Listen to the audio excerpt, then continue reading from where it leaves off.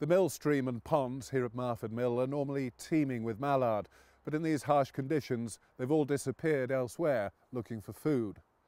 Severe weather like this can have consequences for shooting, both in terms of calls for voluntary restraint and even a legal suspension of shooting of some species.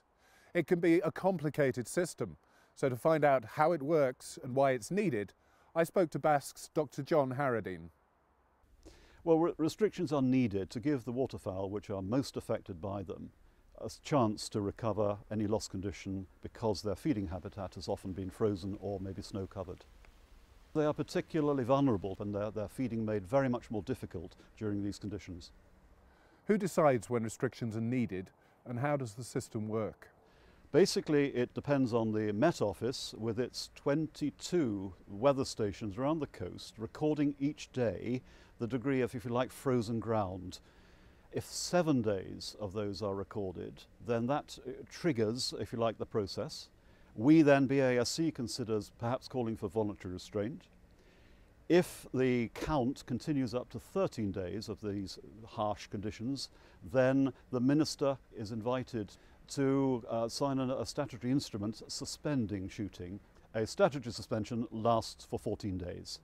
But there is a procedure now that BASC again achieved many years ago with others for a review after 7 days if the conditions have changed during that period and it looks appropriate to lift it. What's meant by voluntary restraint and how does that differ from a statutory suspension?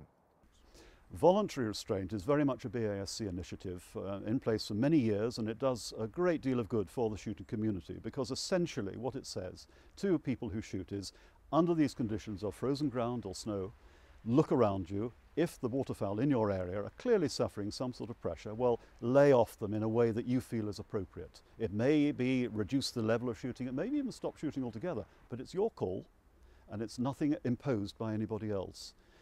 That is very different from a statutory suspension which the minister for the appropriate country imposes in effect by law under, for example, in England and Wales, the Wildlife and Countryside Act. What's the best way to keep up to date and find the latest information? The best way of keeping up to date undoubtedly is to look at the BASC website. We update that on a daily basis with all the information that shooting people need to have to make their own decisions or comply with the law.